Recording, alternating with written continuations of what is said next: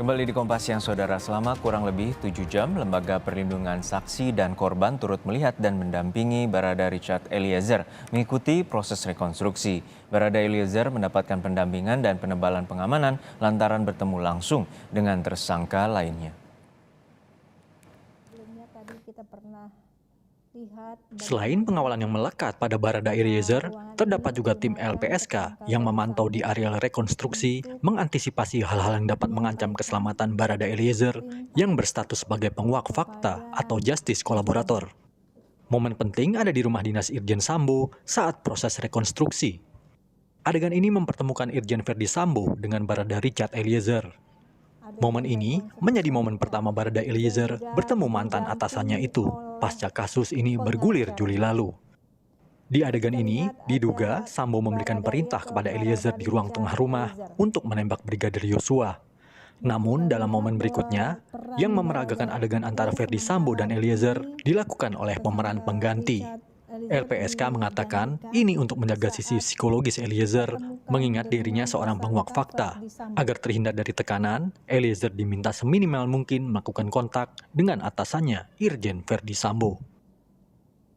Kami juga concern terkait dengan kondisi psikis dari Richard ini ya, dari Baradae, karena patut diketahui bahwa Barada ini kan orang yang pertama kali menyampaikan bahwa sebenarnya tidak ada baku tembak, tapi pembunuhan gitu ya, ada tindak pidana.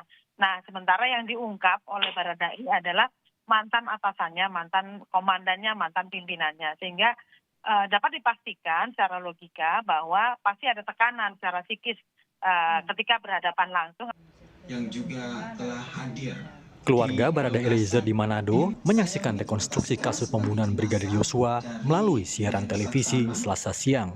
Keluarga mengaku sedih saat melihat Eliezer hadir sebagai tersangka dalam proses itu. Momen paling sedih yang mereka rasakan adalah saat menyaksikan adegan Eliezer menembak korban Brigadir Yosua.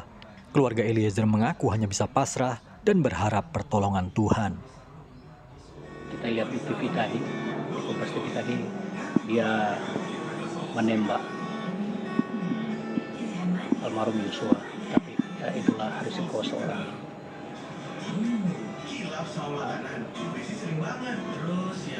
petugas keamanan, seorang ya kami tetap berharap pertolongan Tuhan akan datang pada Barada Eliezer.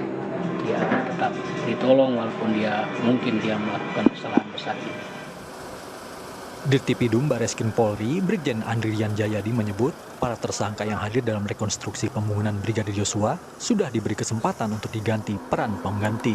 Hal ini dilakukan jika mereka tidak mau melakukan salah satu adegan. Namun saat rekonstruksi, semua tersangka tidak keberatan melakukan peran mereka dalam kasus ini. Bagi semua pihak yang terlibat di dalam proses rekonstruksi ini, khususnya para tersangka. Mereka ini kan masing-masing adalah saksi mahkota. Ya, saksi mahkota sehingga saling menyaksikan apa yang mereka lakukan, apa yang mereka alami dan apa yang mereka rasakan pada saat peristiwa. Nah, oleh karena itu kalau di dalam pemeriksaan ada namanya konfrontir. Kalau dalam rekonstruksi, kita memberikan kesempatan bagi mereka, kalau mereka menolak untuk melakukan adegan, kita akan menunjuk figuran atau pemeran pengganti. Sementara pengacara Kamarudin Simanjuntak menyayangkan diusirnya dirinya dan tim pengacara Brigadir Yosua. Seharusnya, demi transparansi, tidak ada salahnya penyidik memperbolehkan pengacara korban mengikuti rekonstruksi. Namun pengamat hukum pidana Asep Iwan Iriawan mengatakan kehadiran pengacara Brigadir Yosua tidak diperlukan. Ini alasannya pokoknya. Jadi tadi Dirtipidum pokoknya pengacara pelapor tak boleh lihat. Seharusnya apakah boleh lihat, Pak? Harusnya boleh lihat untuk transparansi. Di lo itu apakah memang boleh lihat? Gitu, harus dong.